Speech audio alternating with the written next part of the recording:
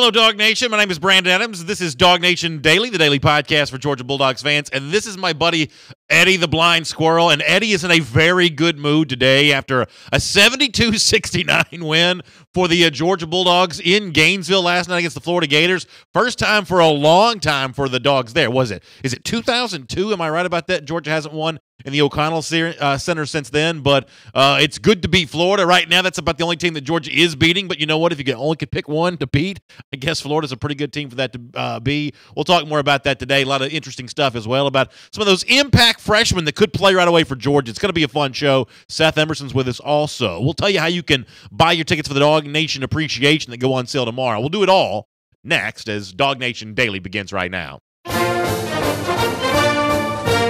Presented by DawgNation.com. This is DawgNation Daily, the daily podcast for Georgia Bulldogs fans. Here's your host, Brandon Adams. I'm in a good mood today. A little bit of a different start for me, though. Normally, I get to the DawgNation World Headquarters studios very early in the morning to kind of lay out everything that's going to happen during the day. A little late start for me on that, in that I spent some time this morning at my son's school. He had a little event going on, but it was good to be able to do a little daddy duty early in the day and get ready to handle the business of DawgNation right now. And this is actually one of my favorite times of the year. Today's going to be a fun show for a lot of reasons. Coming up, I'll give you some more details on how you can buy your tickets for the DawgNation Appreciation event, which do go on sale tomorrow on Friday. Seth Emerson's going to be here. That's going to be really good. We'll get into the Georgia basketball win against Florida. But one of the things that I like about this time of the year for a DawgNation Daily is it's that time we can start sort of focusing in on the guys that Georgia just signed. And, you know, every year we sort of do this. It's sort of extra specially good in a year like 2018, in which Georgia's the number one class in the country. But of the guys that Georgia just signed, who are the ones that have a chance to make the biggest early impact? Who are the guys that could compete for playing time? Who are the guys like, say, maybe Andrew Thomas last year who are actually going to push for a starting spot? What can we expect from this recruiting class?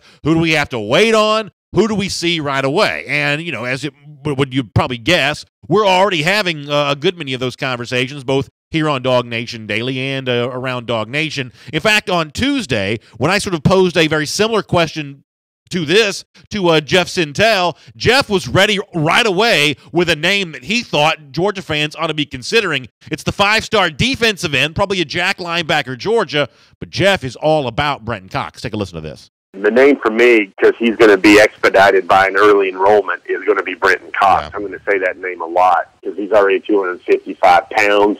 He's in the weight program. He's hungry. He's one of those guys that is kind of mindful that he's expecting a 3-year college career. And he's the type of guy that's going to be talented enough to come in and maybe elevate his play above guys like Robert Beal and even right there along with Walter Grant to kind of get on the field fast because he does embody what that Alabama linebacker has always looked like. But Cox is going to be able to play the run very well. I think that's a really interesting description there from Jeff Sintel. He uses a couple phrases for Brenton Cox that I think are pretty telling. He says this is a guy who's, and I'm paraphrasing here, but he says this is a guy whose mindset's about being a 3-year guy. In other words, he's coming to Georgia to make himself some money at the NFL level. I don't fault him for feeling that way. That's a pretty good springboard to riches that could set you and your family up for a long time to come. And the best I can tell is that is something that Brenton Cox is very serious about. I don't know Cox personally the way that Jeff Sintel does, but the one thing that I have seen from him, I'll go back to the Touchdown Club of Atlanta event back in January. I was lucky enough to have a chance to be there. Brenton Cox was there accepting an award. He was one of their All-State guys or whatever. And first of all, he's already very well put together. This is a guy that's, pretty big. This is a guy that sort of, gets your attention right away when he walks in. And clearly, from a sort of a physical standpoint, he already, to me, looks like someone who's ready to play big-time college football. And as far as the idea goes of, him being, ready for his NFL future, ready to take that seriously, that's something we heard about from him a lot going back into the spring and the summer. And one of the reasons why he was initially flirting with Ohio State is he thought that Ohio State was the kind of program that could get him into the NFL. We'll have more on that subject coming up in just a moment. Before that, a little more here from Jeff Sintel on maybe a specific thing that Georgia told Brenton Cox about why they really needed him at Georgia. And if you're a Georgia fan, the idea of Brenton Cox solving this issue that plagued Georgia last year, I think this is pretty fun to think about. Here's a little more of Jeff on Brenton Cox. I'll always remember a story when he was visiting after the he was visiting after the Auburn loss, and Georgia got right in his ear, and they said, listen, maybe one of the reasons why we didn't play so well against the Auburn Tigers in Jordan-Hare Stadium was because we didn't have guys like you. When we mean guys like you, we mean 250-pounders that can hold up against the ground assault and the run, but then also has that sort of B-button and wiggle to kind of play in the surf and play in space and make plays happen out on the edge in the pass rush front. So Brenton's going to be the guy that I might hang my hat on. Yeah, I think the Auburn game is a really interesting game to think about when you think about a guy like Brenton Cox. I mean, think about what Auburn did against Georgia back in November when they played the game that Auburn won. Offensively, Auburn will sort of spread you out wide, which sort of thins up the middle of the field, makes it easier for Auburn to run. That worked inside Jordan-Hare Stadium. With Jared Stidham at quarterback, they can also stretch you vertically, which means that some of the defensive back safeties that you might be using to support the run, all of a sudden they're having to play back and defend the pass a little bit more, which puts a lot of pressure on those linebackers in the middle. Well, when you're a guy like Brenton Cox who can run in space but also big enough to stand there and stop the run, all of a sudden you are a much more versatile defense. I think Brenton Cox gives Georgia a chance to have that, and I think he could provide that in his freshman season. I think Jeff Sintel's right about that. If you want further evidence of what his value to Georgia is going to be, you really have to look no further than how important and how much of a priority recruit he was for other major programs. I mentioned Ohio State a moment ago. Here's Jeremy Birmingham, who used to cover Ohio State recruiting for us a year or so ago, talking at the time about all the time that Brenton Cox was spending in Columbus, Ohio, and the amount of attention he was getting from the Buckeyes. Here is Jeremy. Brenton Cox has made 2 trips to Ohio in the last month, which is not something you do just for fun, especially as a 17-year-old teenager. You don't just make that drive twice in a month unless you're seriously interested in the school.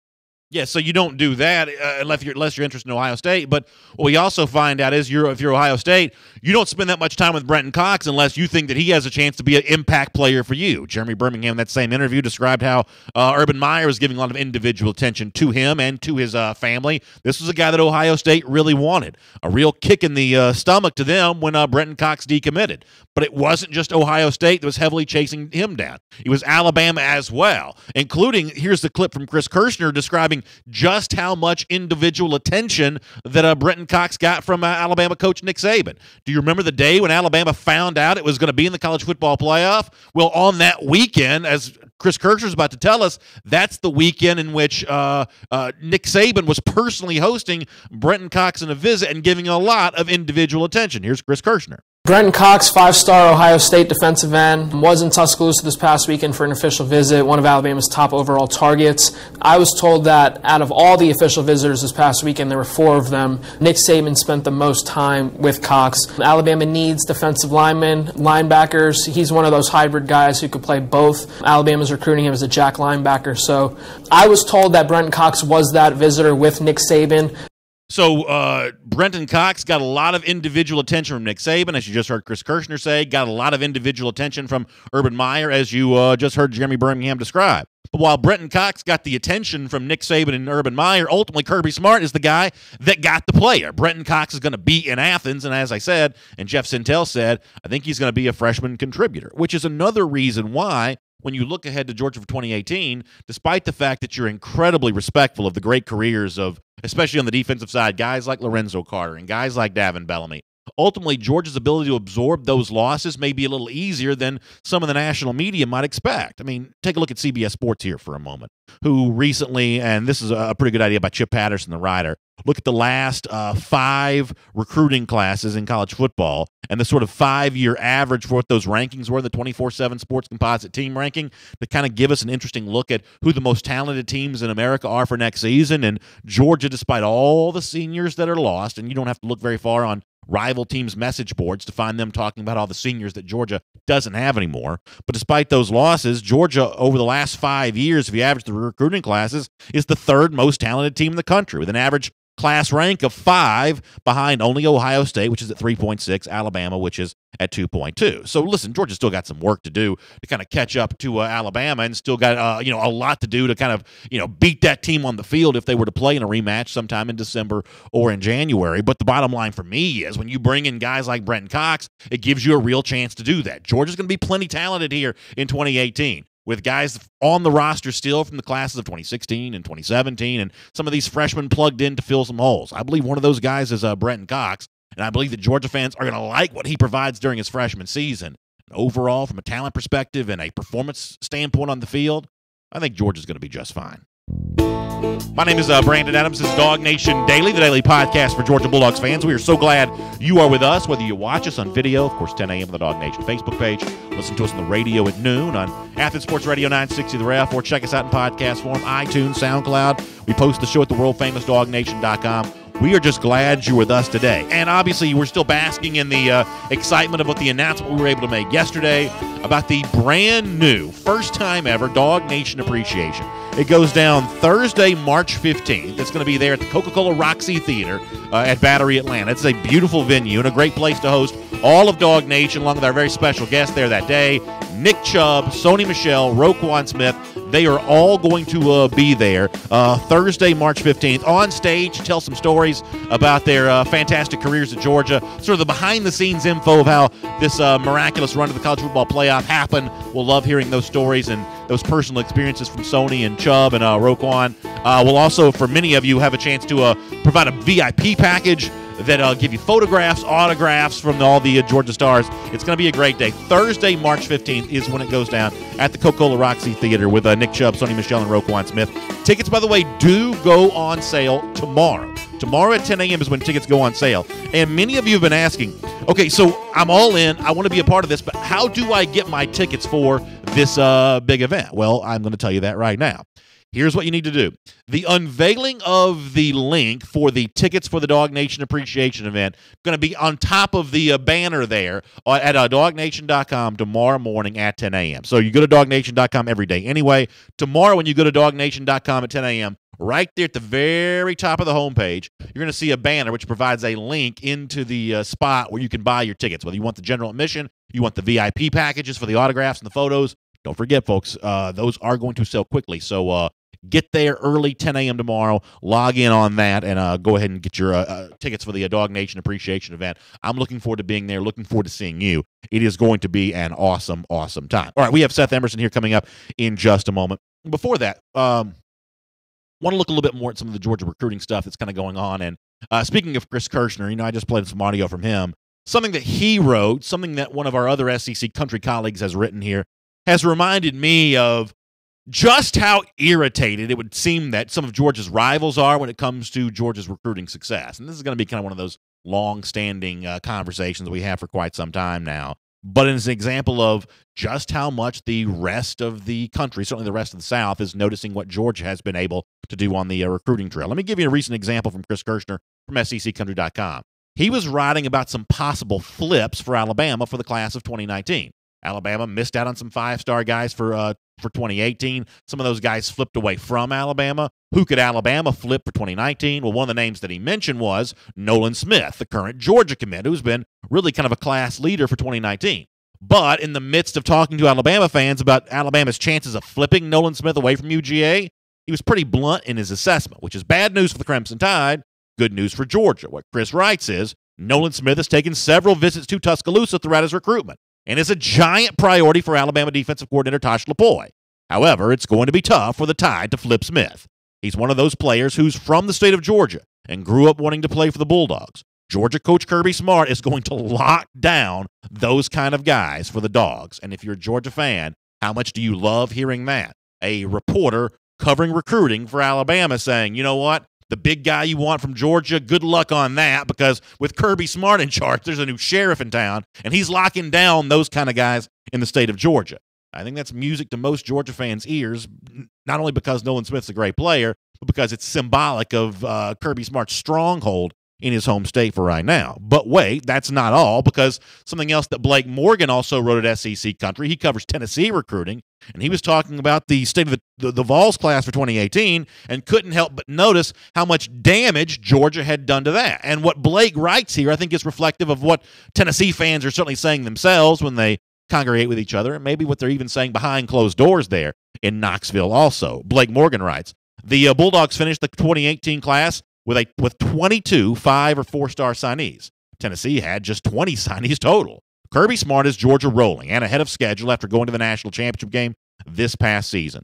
Quay Walker or Cade Mays, that squabble, maybe what is thought about. But Georgia recruiting at the most elite level is a big problem for Tennessee now and down the line. Once again, that's Blake Morgan there from SECCountry.com talking about the situation in terms of how Tennessee views Georgia recruiting. So whether you're Alabama, Tennessee, Florida, which we've discussed before, there's a lot of problems for a lot of SEC foes given the fact that Georgia's having great success, and that's the kind of thing that makes Georgia fans, I think, very happy. Before we get Seth Emerson here, let me mention something else that makes Georgia fans very happy. That is a basketball win last night in Gainesville at the O'Connell Center, 72-69. Obviously, Eddie, the blind squirrel, loved that here on DawgNation Daily. For those of you watching on video, you know Eddie. For those of you that listen, you have to sort of take my word for this. We have a blind squirrel mascot that's joined us here on DawgNation Daily, and this is an incredibly impressive win in what has been a really tough venue for Georgia. I don't know what this does to change the fortunes for Mark Fox. Obviously, that's one of the reasons why we have Seth Emerson here on DawgNation Daily. We'll let him talk to us about that. But from our perspective here, this is a win that Georgia fans ought to celebrate. Something to be impressed by. I don't know that it means a lot for Georgia's postseason hopes, but it's always fun to get a rivalry win, whether you're talking about football, basketball, or anything else. Georgia got one of those against Florida last night, and that brings a smile to our face here on DawgNation Daily. For more on the sort of nuts and bolts of the result, we'll talk to Seth Emerson about that and some other really interesting pieces that Seth has written this week at DawgNation Daily. In fact, let's get into that right now. Good to have you with us on the program. Hope you enjoy Seth Emerson. From Athens and across the SEC or wherever the recruiting trail may lead, here's a DawgNation.com insider. Say hello to Seth Emerson. Well, it's going to be a fun, wide-ranging conversation with him today. And Seth, I actually want to start, if you don't mind, with something that you wrote, one of your sort of question of the day responses here recently. I've really enjoyed that series that you and Chip have been doing. I think it's a lot of fun to maybe get y'all weighing in on a subject that otherwise we might not hear you on. And one of the things that you wrote about was the likely response from Georgia coach Kirby Smart to what Dan Mullen had said in jest on National Signing Day about Georgia and the blind squirrel finding a nut and winning an SEC championship, one time, not really changing anything. I think I agree with your premise that Dan Mullen was mostly saying that in fun to entertain his fans. Kirby Smart will still probably try to use that to his advantage with his players. But what I found interesting here, though, Seth, is in a meeting of donors and big Florida fans, based on what the 24/7 Sports Report was, first question out of the box was about Georgia. I guess that gives an indication of just how much some of these rival programs, certainly the fans of those rival programs, are sort of forced to think about Georgia now, given Kirby Smart's recruiting success. Is that fair to say? Yeah, I mean, I don't cover those other schools, so I don't know on a daily basis how much they're having to talk about Georgia. But look, Georgia just won the SEC championship, nearly won the national championship, and won the recruiting championship. So they're the team that everybody in the East now has to keep up with. And not only that, but it seems like the gap is pretty far right now. The other question of the day I did this week on Monday was, who's Georgia's main competition in the East? And you look at it, and the gap is, even with everybody that Georgia's losing, is still large. Now, as I pointed out there, Georgia has to go to South Carolina, has to go to Missouri, so there's two potential pitfalls right there, especially with a kind of weakened defense and two quarterbacks coming back for those teams. I mean, you can get to, if you game it out, you can get to 3 conference losses for Georgia easily.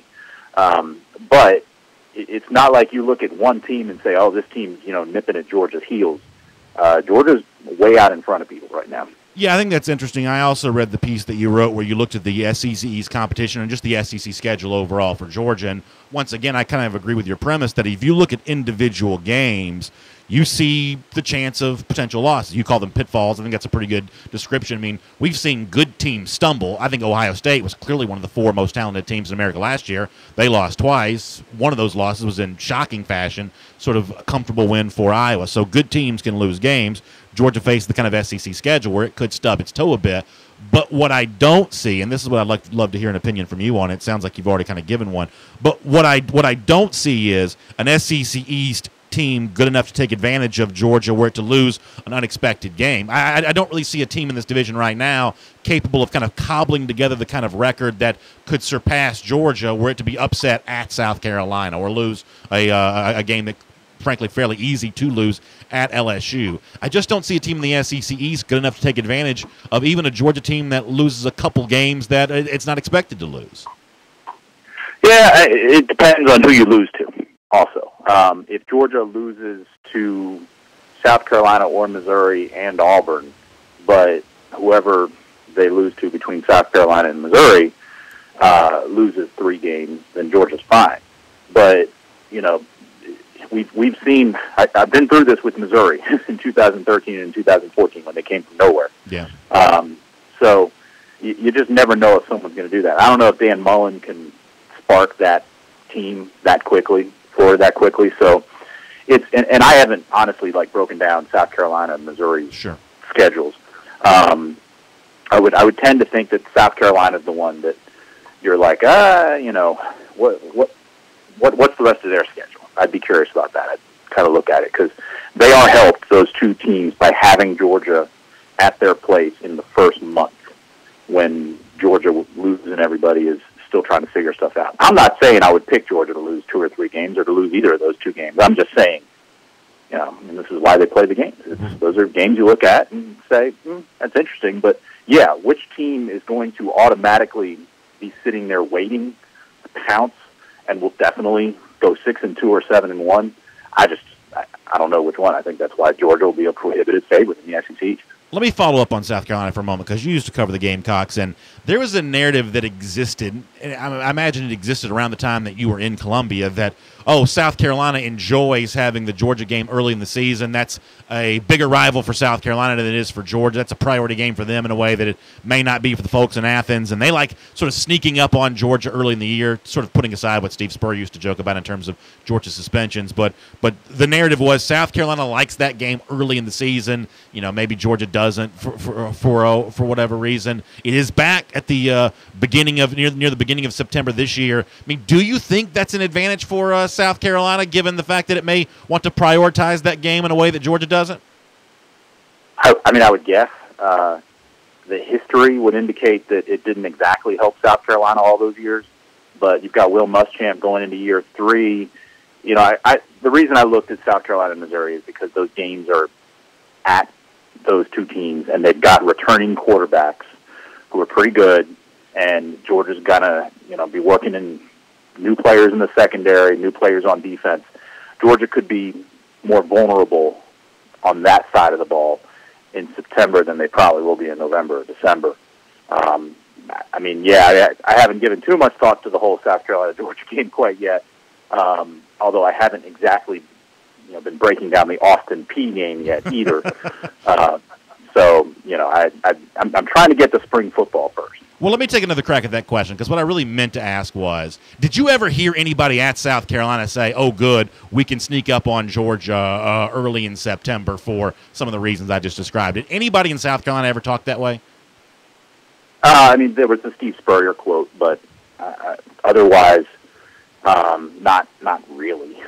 All right, let me change gears here to basketball for a moment, because you wrote the other day what I thought was a really good piece, kind of looking at Mark Fox, the state of the basketball program, and just the reality of there. And I'm going to paraphrase the beginning of your piece, the lead, I believe you would call it.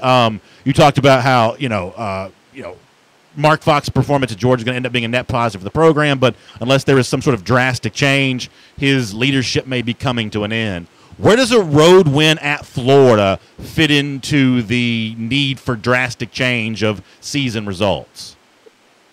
Well, I guess I'll repeat my answer from 2 weeks ago when you asked me what the win over Florida at home. Yeah. Which was, it's only important if you put more wins together after it. And Georgia didn't. They've beaten Florida twice, but they've had no wins in between. And they're still, 5-8 in the conference, 14-11 overall. Got to go beat Tennessee Saturday. Then got to follow it up and go beat South Carolina at South Carolina on Wednesday. If you're good enough to sweep Florida, if you're good enough to beat Florida the way you did last night, which is rally twice essentially, they showed a fight last night that had just been missing the last couple weeks when they just were gone. They just didn't fight, and last night they did. So, I mean, this could still go down as the season where Georgia couldn't do anything right except beat Florida, ironically. So a team that had kind of been their nemesis the last year. I mean, if they'd beaten Florida once or twice the previous 2 seasons, probably would have made the tournament. Now, they will have beaten Florida twice and still have long odds to make it. So last night was a good first step, much like beating Florida 3 weeks ago, whatever it was. Also a good first step, but it was not followed up the way it needed to be clearly. And I would sound like a huge sour note after what is such a big win, but I don't think that in terms of what we all think is going to happen end of the season, that last night by itself changes much.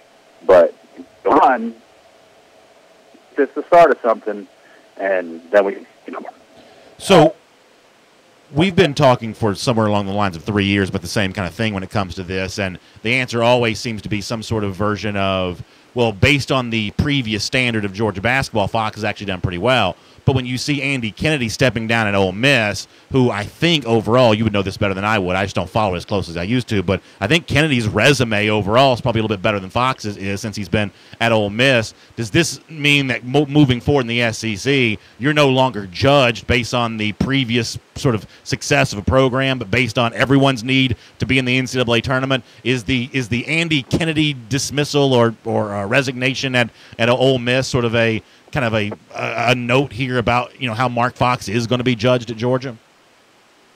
I think it's a little similar but a little different. Kennedy, I think, had a Sweet 16 in there, so he won a game in the NCAAs, which Fox hasn't. I think in both cases the question is, has the program gone stagnant? Yeah. Have they hit the wall? Andy Kennedy has done things at Ole Miss that have not been done before, or it compared very well historically. And as much as a lot of Georgia fans just want to write the worst things about Mark Fox, I think level-headed people understand that he has been successful when, according to a certain standard. He has not been successful yet, and probably won't be when it comes to the standard of going to the tournament often enough and winning games there. He just never had that breakthrough. And I think what's happening, and again, last night could start something. We don't know. It didn't the first time they beat Florida, but we'll see. Let's see about Saturday when they play Tennessee. But it just seems like he wasn't able to break through. And it would have been kind of a tough call if you're continuing to just miss the NCAAs. It looked like before last night that this team was just going to fold and just miss the NCAAs by a lot, which made it a pretty easy call, even for an administration that does like Mark Fox and what he's done here. Not just on the court, but academics. Just players are good citizens, he's a good ambassador, et cetera, et cetera. But at some point you got to win. And like I said, maybe. I mean, there's still games. Got 5 more regular season SEC tournament.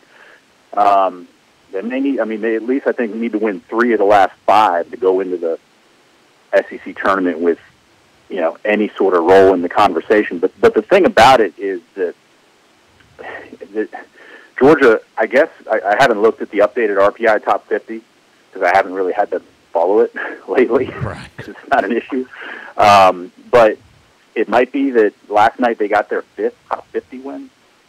So, as crazy as it seems, they've still got a decent resume if they can go on a run here. Yeah. It's just they had not looked until last night like they were capable of doing that. So I thought you were reporting on the state of the Georgia finances and kind of some of what's been spoken about as the ticket price increase gets ready to take effect. I think that's really fascinating. I think it's just terrific reporting and a great way for folks to kind of get up to date on what truly is going on there at the University of Georgia. I want to play devil's advocate with you on a couple issues, though, just to kind of get some further clarity on this. As far as like Georgia's sort of stated reason for raising ticket prices, I heard the other day, I guess they're raising the ticket prices at Walt Disney World as well, and one of the things that kind of came up there was, hey, we hope this is going to alleviate crowding in the theme parks. Well, I don't necessarily believe them when they say that, but I'm also sort of used to people just sort of saying whatever they want to say when prices are going up, whether it's the real thing or not. I mean, should we hold Georgia to a different standard on something like this than almost any other large entity, which sort of always going to put some sort of PR face on a decision that it chooses to make behind closed doors? Well, yeah. I mean, that's what we should do. That's my job. I mean, they said, if they had come out and said, we are raising ticket prices because we believe that the market will accept this, and we're going to take this money and we're going to put it back into our program, facilities, coaches' salaries, and whatever we need to do to stay competitive, then I think people would have lapped it up. And I wouldn't have done a big, all these stories, and Rebecca Phillips wouldn't have done all this, kind of digging to compare on the donations level. But that's not what they said. They said it was, we needed to do this to make ends meet and to pay for football coaching salaries. So I think it invited a lot of skepticism and, investigating.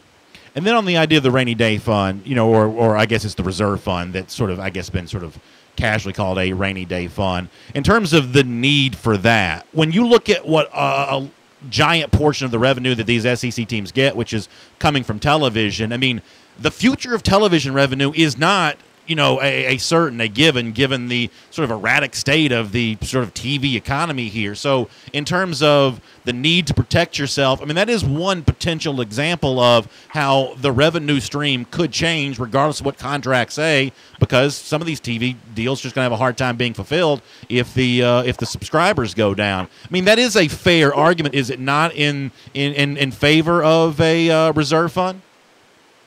Well, I talked to a bunch of people at SEC meetings last year and about cord cutting specifically and how it was going to affect it, and they said that that's actually built in. That if TV ratings go down but streaming continues to go up, that the contracts are going to be the same.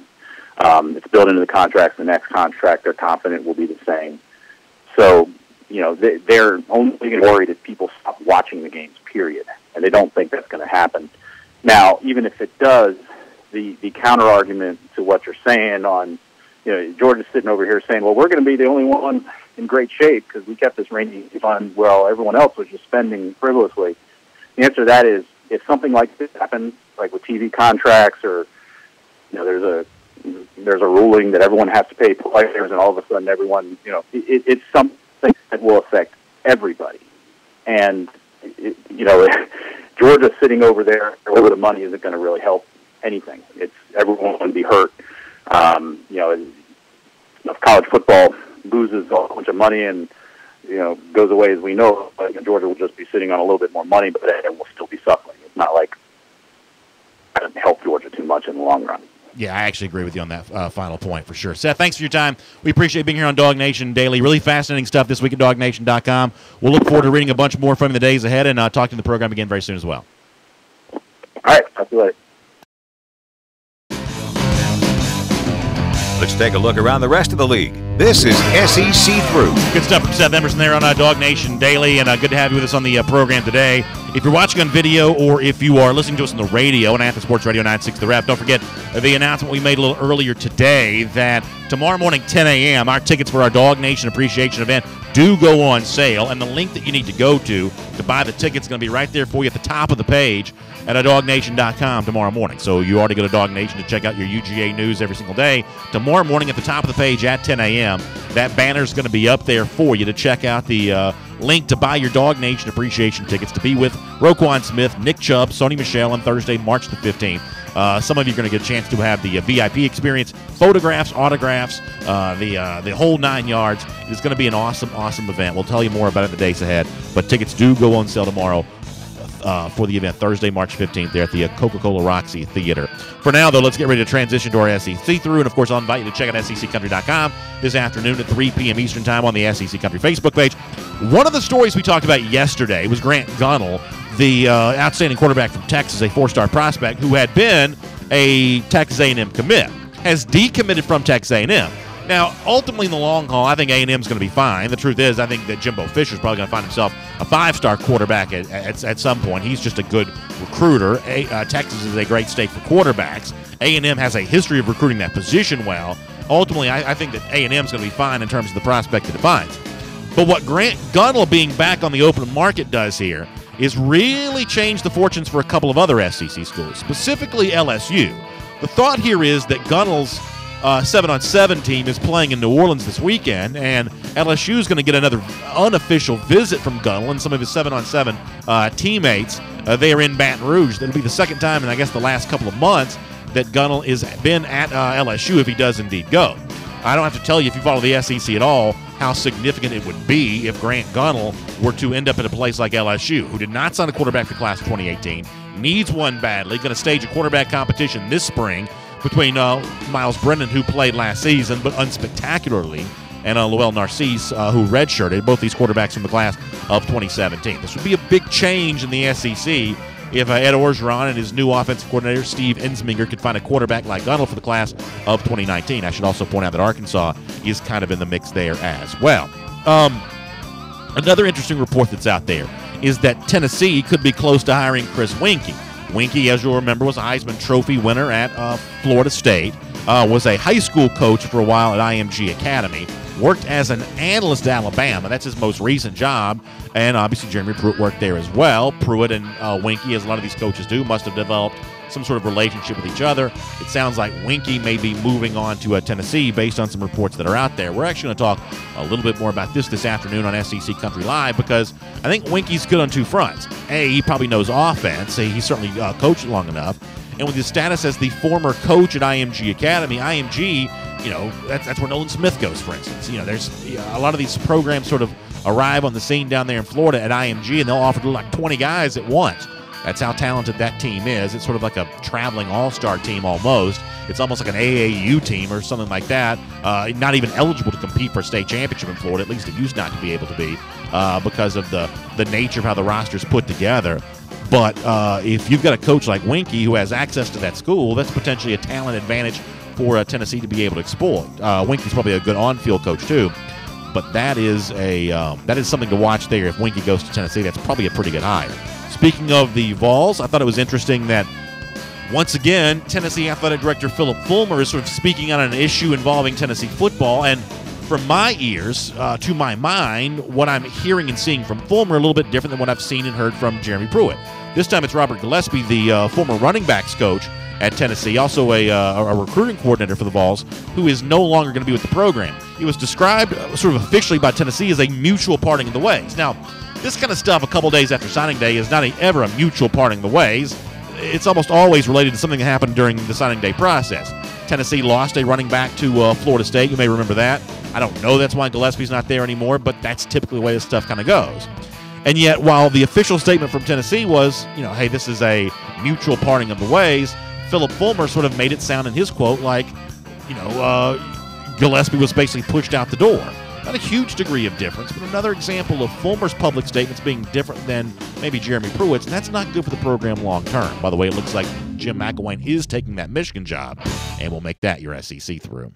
All right, as we get ready to wrap up here on DawgNation Daily, as I mentioned to you a moment ago, Jim McElwain does look like he is going to take that job at Michigan. At least those are the reports that are out there.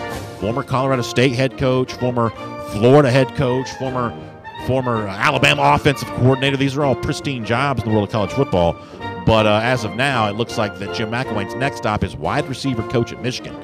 How the mighty have fallen there when it comes to McElwain. I think there's no choice but for us to assume that those unsubstantiated death threat claims by McElwain, no one could have ever proved those, and that's a stain that's on his coaching resume right now, which makes him a tough guy to hire. It's kind of an interesting situation. By the way, speaking of Florida, of course, you're on DawgNation Daily. We are Gator haters, and no matter what happens with Mark Fox in the future, we're proud to see Georgia beat Florida last night. Looking forward to the football team getting a win in Jacksonville this October. 254 days from right now. We think that's exactly what's going to happen. It's our Gator Hater Countdown. We do it every day. We'll see you tomorrow right here on DawgNation Daily. And for those of you on video, thanks for being with us.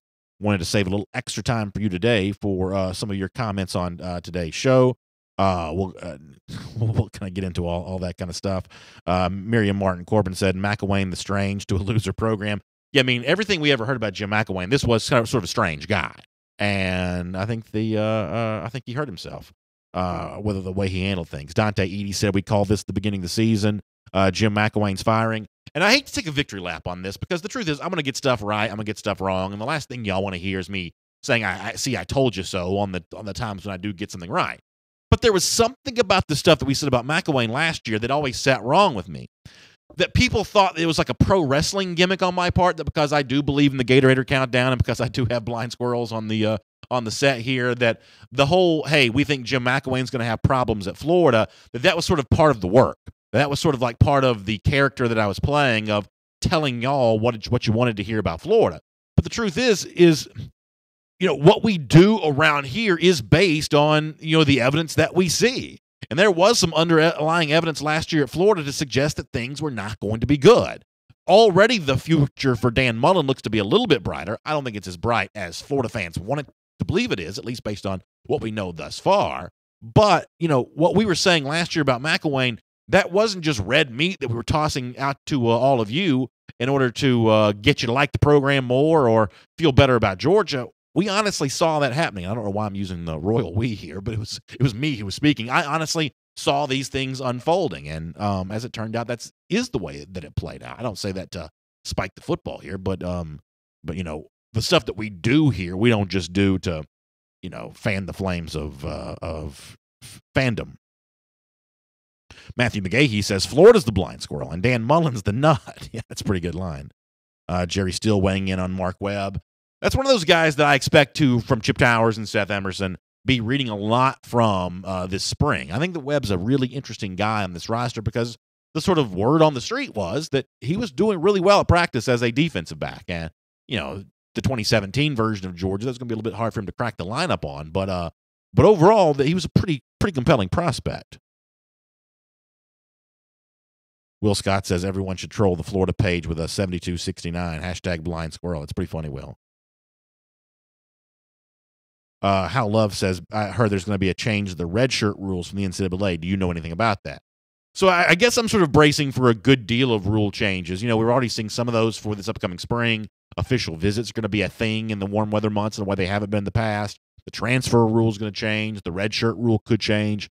This is one of those things that for me, I sort of have to brace myself for it to happen, watch it unfold. I mean, and then sort of see where it leaves us after that fact. Because the honest truth is, with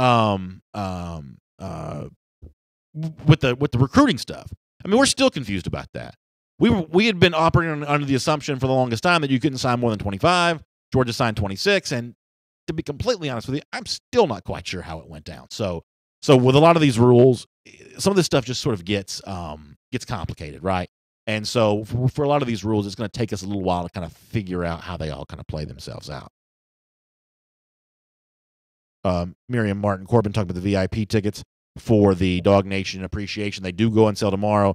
Miriam, I don't know the exact prices on those, but you are somewhere in the ballpark because the highest level of VIP ticket is going to include a Nick Chubb autograph, a Sony Michel autograph, a Roquan Smith autograph, also a picture with all three players. That's the highest level of VIP on that. So you got a pretty good stuff on a pretty good situation on that in terms of what you get to enjoy. It's also like sort of there's like a VIP lounge that you get to hang out in. There is, my understanding, some drink tickets that kind of come your way because of that. So it's like VIP is going to be a pretty cool experience here overall.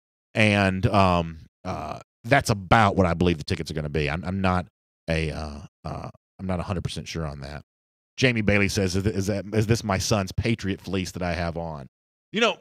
I wear red and black almost every day on this show. I guess occasionally, though, I sort of look around the closet and there's not enough clean red and black stuff to put on, so I have to throw this on. This is just like a regular royal blue. There's no team to this. I will say this, though, to show you how dumb I can be sometimes. This is actually the outfit that I wore to the Cubs game the night before the Georgia-Notre Dame game. The only reason why I put it on is because it's like a warm, fleecy, it's sort of like a vinyl, but it's just a nice pullover, right? It protects you against the wind. It's going to be relatively windy, as you might expect, on Friday night there in Chicago, and so I sort of put this on. I wasn't thinking that it was like Chicago Cubs blue, Chicago Cubs red. So I've got before the game all these Cubs fans like high-fiving me. I'm like, I don't understand like what my relationship to them is. But I looked at it and said, oh, this is like Cubs colors. So I guess they thought I was a Cubs fan because I was dressed in what almost looks like a Cubs outfit. So sometimes I can be a little dumb. Jamie Bailey says red and black every single day. All right. So I am going to try to do a little bit more of that because the truth is I like wearing the red and black too. That's probably a pretty good point. Nick Lurch says, I'm just glad you're dressed. Yeah, listen. That's a favor I will do all of every single day. There is no the closest I'll ever come to anything other than full dress is I may wear short sleeves during the summer, but that's the closest I'll ever come to doing that. Somebody said that it looks like Ole Miss colors almost. The truth is, I kind of like Ole Miss's uniforms. I sort of like their color scheme a little bit, but that's not what this is supposed to be. Josh Townsend said, any new news on D'Angelo Gibbs? So my take on Gibbs has always been, Josh, I know he Instagrammed something the other day about being back in Athens. Let's look for those, because I don't live in Athens, so this is one of those things where I'm going to have to lean on Chip and Seth, who are there every single day. But let's look for those signs of life. Is he at Georgia's Pro Day? Is he on the sidelines doing the exercise bike during spring practice? We see some stuff like that from him, then that's an indication that that things are all probably going to work themselves out just fine. My ultimate take on Gibbs has always been that I think things will eventually be just fine, but proof of that will be some sightings. Are there Gibbs sightings? If he's on his way back to the Georgia program, you will see some sightings. Trey Duke says, I told y'all our uniforms are trash. That's not true, Trey. And that's not what I said either. Listen, I am a big believer, and I guess I'm biased on this, but when I'm flipping channels on a Saturday on the rare time I might be home instead of being in Athens or wherever Georgia was playing, when you see that Georgia red G pop on the screen, especially if it's a home game with the red Georgia jersey and the silver breeches, even if they're not quite silver anymore, I feel like that Georgia uniform stands out. And like I said, this may just be my bias, my personal prejudice here. But I got no problem telling you that I am very proud of the uniform that Georgia wears. And I feel like that, like the red and black gear, I feel like it looks good on even sort of a doughy, pasty guy like me. I feel like even I can pull the red and black gear off. I'm very thankful that this is not like Hokie Nation Daily, Virginia Tech, where you have to wear like the maroon and orange. Like, can you imagine having to pull that off every single day? Like, that's an ugly color scheme. That's a rough color scheme. And if I was, born in Blacksburg, Virginia, I'd probably think it was the greatest thing ever. I'd be proud as punch to put it on every single day. But man, that is a rough color scheme. Santiago Diarn says the jerseys are amazing. Yeah, I think they really are. James Tucker says we need a DawgNation hoodie. I'd love to have some more DawgNation gear. I don't quite know where we are on that. I think, to be completely honest with you, some of my bosses I'm not sure they want to be in the apparel business anymore, to be completely honest with you. But we do what we can. Because here's the thing y'all got to know. I like doing the T-shirts.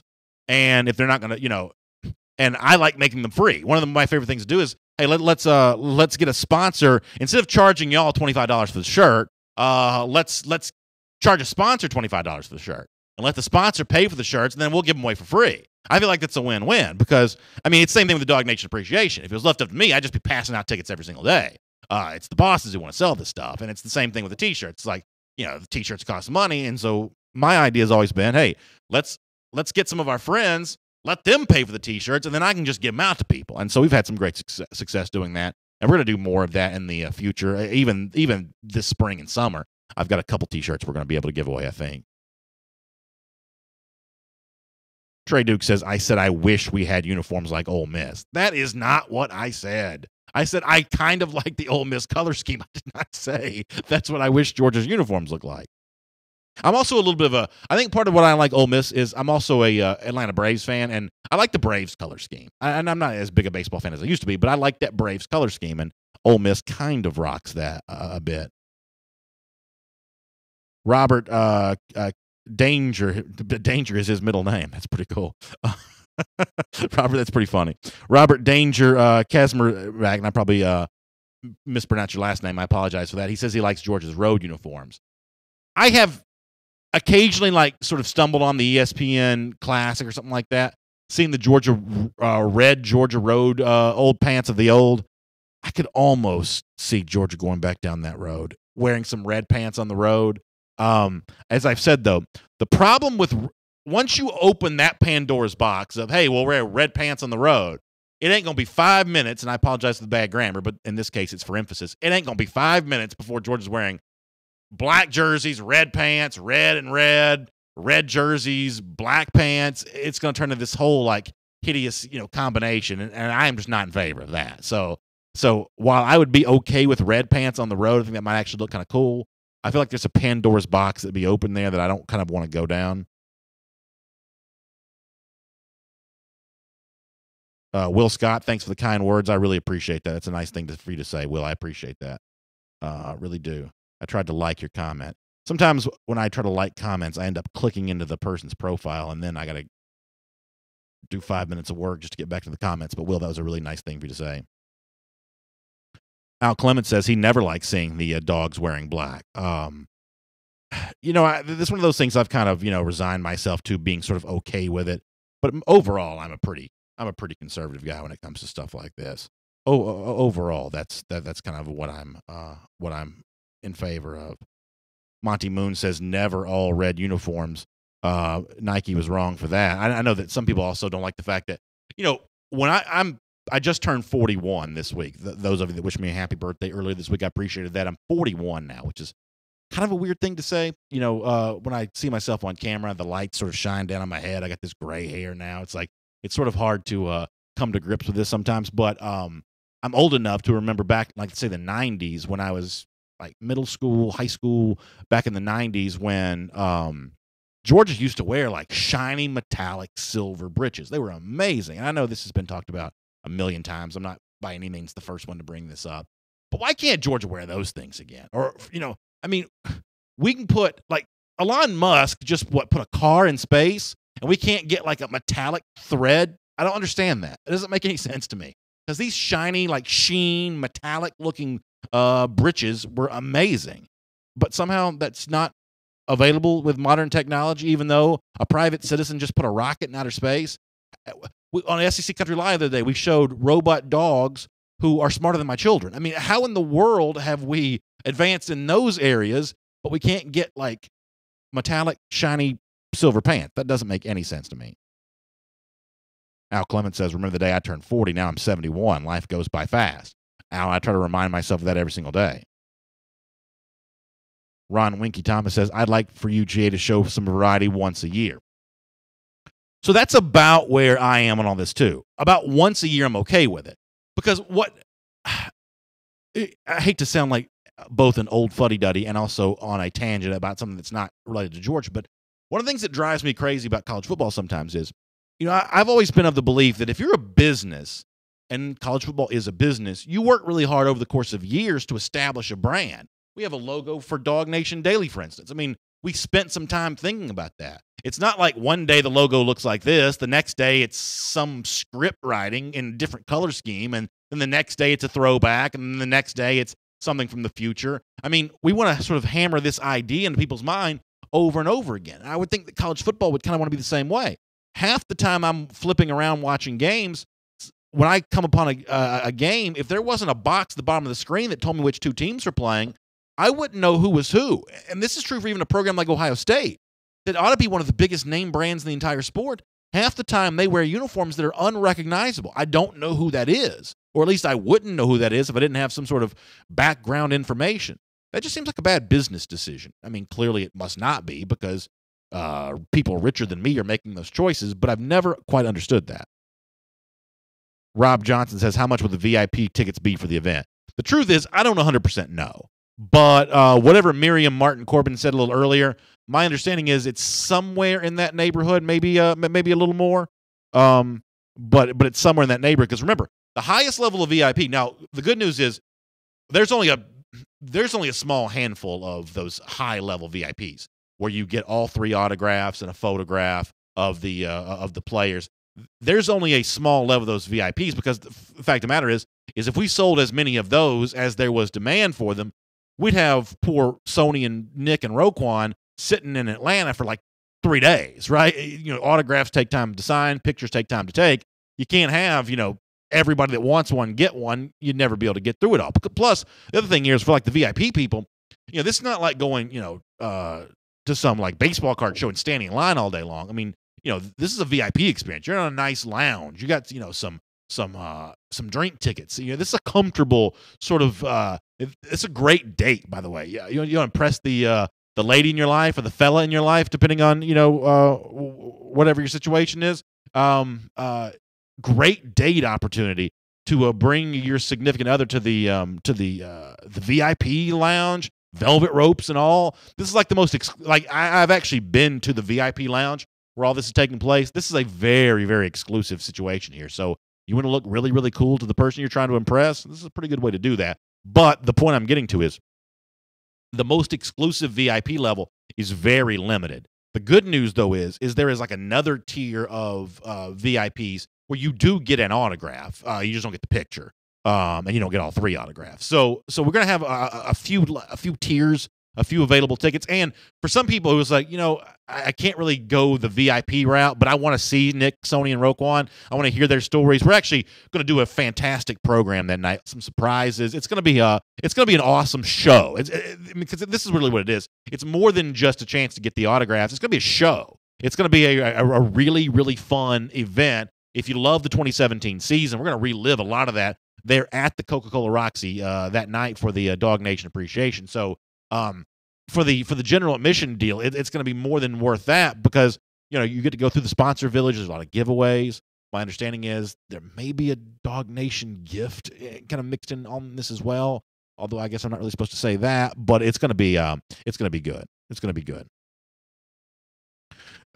Eric Moody says, "How much for a pic with me?" Hey, pics with me are always free. Now I may break your camera with this fat face, but the pictures with me are always free. Jerry Still says, how about an event in Athens sometimes? Yeah, obviously we're always looking to expand our horizon for where we do events. We do a lot of events in Atlanta because that is where, the majority of our audience for the show lives. By majority, I mean more than 50%. Obviously, a lot of you do live in Athens. We want to be in Athens. We do a lot of stuff around Georgia games in Athens. We're going to do some more stuff coming up in Athens. And many of you have said, how about South Georgia? How about other states? I mean, listen, the one thing you got to know about me, and Jeff Sintel's right there in the same bucket with me on this, we're always pushing to do as much stuff as we can. We just got to sort of rattle the cages of the bosses to let them get them to let us do some of this kind of stuff. But we're always trying to do a lot of that kind of stuff. And so, yeah, stay tuned for more things coming up in Athens. I've already had some meetings about some of that kind of stuff. Even now, we're talking about a lot of the things that we're doing in 2018. A lot of that is in Athens. Some of it's new. Some of its surprises we'll be able to unstore. And then, I say it all the time, and I'm not just lip service here. I think we should do events in Savannah. I think we should do them in Macon. I think we should do them in Columbus. I think we should do them in Rome. I think we should do them in Augusta. I want to do all that kind of stuff. I do. So I promise you we're gonna keep doing all that kind of stuff for sure. Ken Feinberg says the DawgNation Spring Tour. Yeah. I definitely would like to do something like that. I really would. I've got a few ideas on that. It's just a matter of finding the way to get the equipment. See, it's easy for me to say we'll go somewhere and do a show because all I got to do is talk into this microphone. It's all the people that sit over there that are having to bring the equipment with us everywhere we go. They're the ones who have to sort of sign off too on the can we go to so and so and do one of these shows because there's some technical considerations you got to make there with as well. Eric Moody says he wants his picture with Edward here as well. Eddie the Blind Squirrel. So you may see Eddie. Eddie will never see you, which is unfortunate if you're Eddie, but you'll have a chance to see him. Diedrich Frazier said Savannah would have a big turnout. Yeah, listen, I love Savannah. I love Tybee Island. You want to talk about some good dog fans down there. Maybe you will hang out with Ugga a little bit down there. I love the city of Savannah for sure. We'll get ready to get out of here in a minute too, by the way. Marcus Jackson says, do you think Otis Reed should stay at linebacker instead of moving to safety? No, Marcus, for me, I think safety is a really cool home for him, a really great place for him to be. I think he could have a really fun career at Georgia as a thumping safety and like that sort of, I know Thomas Davis was probably more of a linebacker when he was at Georgia, but kind of played a little bit of both. I think that I think that Reese in that sort of Davis mold of, hey, I can run with a fourth receiver, sometimes a tight end, sometimes a slot receiver, or I can step up and lay wood during the run support. I think that's a pretty cool place for Otis Reese to be.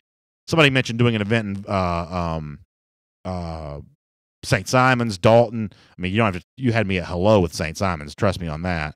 Although I am a little bit more of an Amelia Island guy, I do have to admit. Somebody also mentioned Dalton. Chris Haggard said Dalton. I used to do football games in Dalton. I used to work for CSS. We do a game in Dalton every year. I love Dalton High School for football. That's awesome. Matthew McGahee also mentioned something kind of serious here that I've actually been thinking about. We need to get Bill Goldberg on this show. Bill Goldberg, former Georgia football player, is going into the WWE Hall of Fame, coming up pretty soon here. I'd actually love to do that. I wonder if we could pull that off. And I wonder what the audience would think if we did. That's what I'm always worried about. It's like, is this going to be another one of those deals like talking basketball where some people get mad about it? But I'd love to have Bill Goldberg on the show. Galen Jacobs also being down in Macon. Love to do that as well. Marcus Jackson says would love to see Bill here on the show. Yeah, that'd be awesome. I'm not sure I can pull that off, but that'd be kind of a fun thing to try to do. We need to do a lot more of that kind of stuff. Maybe now that signing day is over, we can kind of slow down a little bit around here. We can start thinking some more about that. Anyway, 3 p.m. Eastern Time today, SEC Country Live on the SEC Country Facebook page. Would love to see you there if you've got time to join us. 10 a.m. tomorrow for a DawgNation Daily Live once again, but 10 a.m. also the time to think and remember about the big unveiling of the tickets for the DawgNation Appreciation. VIP tickets, general admission tickets, everything on sale tomorrow at 10 a.m. The access spot for the link for the tickets is going to be on the banner at the very top of DawgNation.com tomorrow morning at 10 a.m. Good luck getting in on those. Hope you get them before they sell out. And thanks for being with us here on the show today. We're going to have a lot of fun tomorrow. Looking forward to having Jeff Sintel back on the show, and we will see you then. Have a great day, everybody.